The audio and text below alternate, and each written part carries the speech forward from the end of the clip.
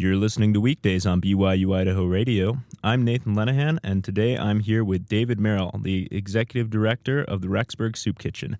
David, thank you so much for being here today. You're very welcome. And so we wanted to have you on because we know you have a special food drive event coming up. But before we get into that, I was just wanted to get a little bit of background information on yourself. And so could you just tell us a little bit about yourself? Yeah, my wife and I moved to Rexburg almost 11 years ago from Dallas, Texas. Moving here was an on-ramp to retirement, and so I worked for a couple of years, but I've been retired for most of my time here in Rexburg.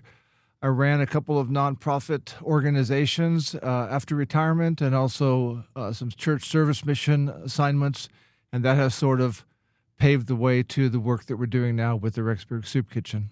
Yeah. That's great. And so could you share with us really the purpose and mission behind the Rexburg Soup Kitchen? You bet.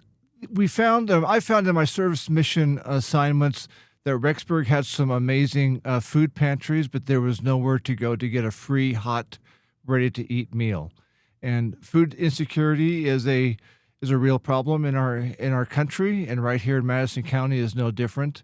Madison County has one of the highest rates of working poor in the state. These are families or individuals who are above the poverty line, but still don't make enough money to make ends meet with housing and transportation and medical costs and food. So I worked really hard for about a year to get a soup kitchen from Idaho Falls to move up to Rexburg, and couldn't make that happen. So we decided to start a nonprofit, find a location, get the necessary startup funding, and we opened in April of 2025, just 10 months ago. Oh, wow. I didn't realize the organization was that new. Yeah. And so what have some of the biggest obstacles been in starting this new nonprofit organization? Oh, I don't see there's been a lot of obstacles. We found a good facility. We got the right kind of a license, a health department license, and all of the regulations to do what we do. Maybe if there wasn't obstacles, getting the word out. A lot of people who need our services are the elderly or different classes of people that may or may not have access to social media. So getting the word out and making people aware of what we do and when we're open. So we've relied heavily on our human service partners in the area, the health department, the welfare department of the state, the free clinic, a lot of the other agencies and the other food banks. We've worked really hard to work through them to make sure that their patrons know of our services because we share the same patron pool, basically. Yeah. And so as it's been around a little longer and as you get the word out, have you found more people coming in and more people being aware of it in the community? We have. Certainly with the government shutdown last November, there is a real spike in the food demand because of the SNAP benefits and the things that went away with the government shutdown. So that was a time when a word of mouth and awareness was really heightened, and because of that, I feel like we have a good place right now.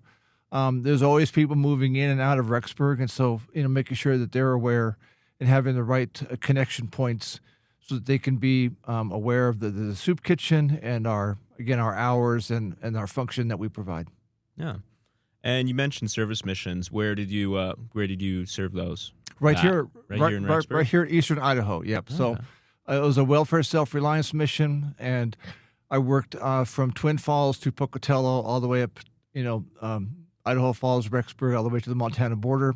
Became very aware of the food pantries, of the homeless shelters, of the free clinics, because I worked with all of these agencies over several years, and that really helped formulate the kind of work that we wanted to do in the soup kitchen.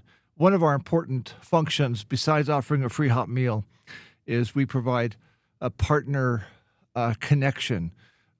If you're hungry enough to come in and get food, you probably need help with rental assistance, mortgage assistance, utility assistance, legal help, free dental, free medical, mental health services, housing. And so we have a lot of information, that we have a table full of information. Then every week we bring a new partner in, a new human service partner, to make our patrons aware of what they can tap into, so that they're not going through this difficult time or this short term period, without getting all the resources they need. Right. And so could you tell us a little bit about this event food drive that you have coming up? Yeah, so our meal service, as I mentioned, we provide a free hot lunch meal every week.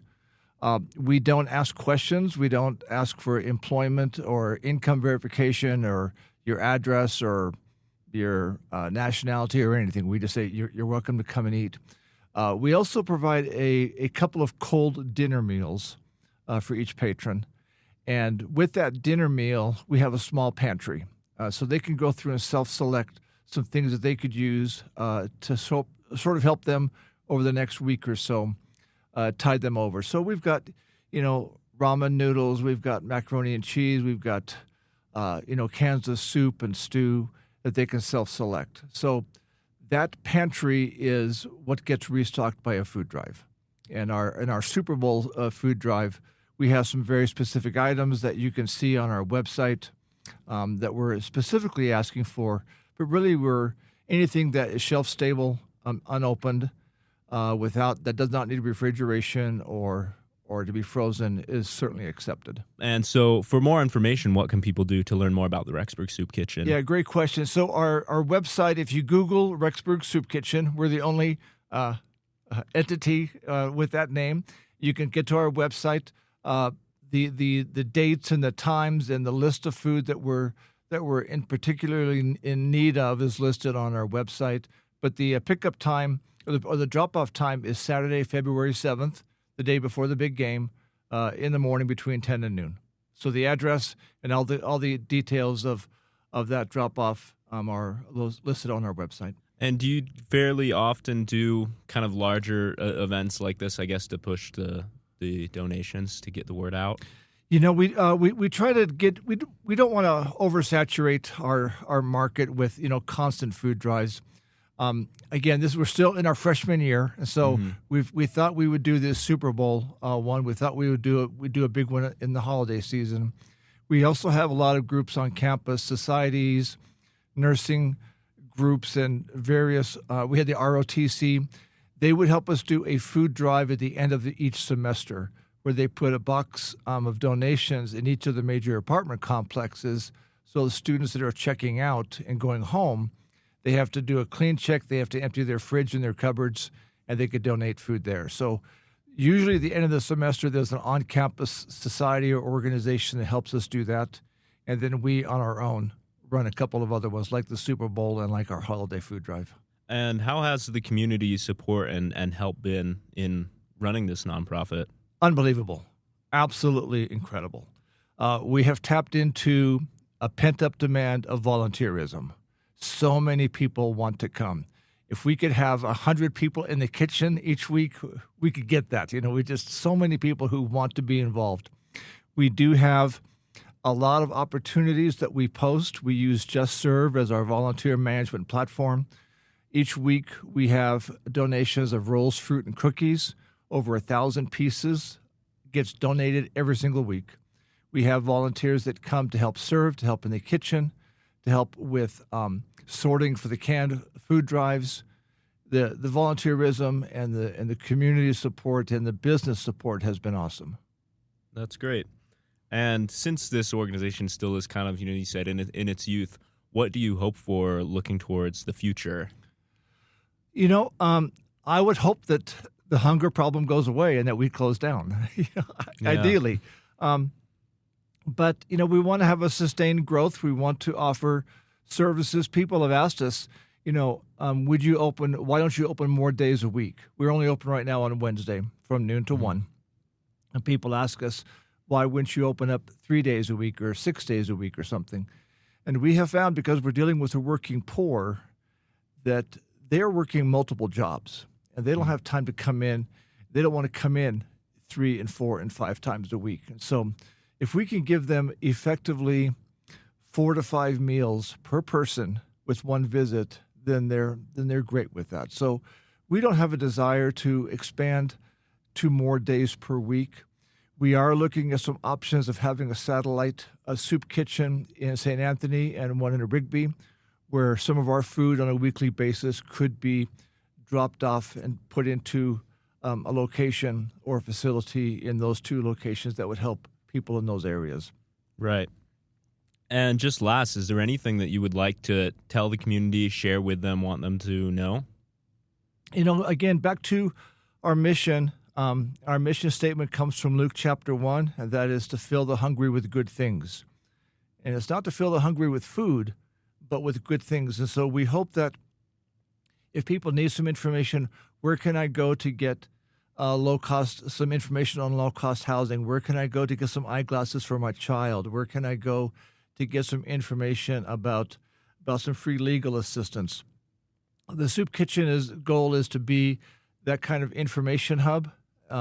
So whether you know someone, whether you yourself need that help, we see a lot of people who, as a ministering outreach, will bring someone they minister to the Soup Kitchen. So they're sharing what the community has with others who are not as well connected or need that individual help. So we hope that people are aware that we have a soup kitchen, and it's not a blemish on our society or our city because we do. There are people who are in short-term need or long-term need. So if people are aware that we're there and they want to come and volunteer, that's a great way to know about what we do. And we are always accepting of donated food, of fresh food on a weekly basis. And so it really is meeting both the volunteer need and the food insecurity needs of our community. And we're very happy with that progress and with the gap that we're trying to fill for our human service network. That's great. David, thank you so much for coming in, and thank you for all the work that you do to help the community and to help support people. Thank you very much.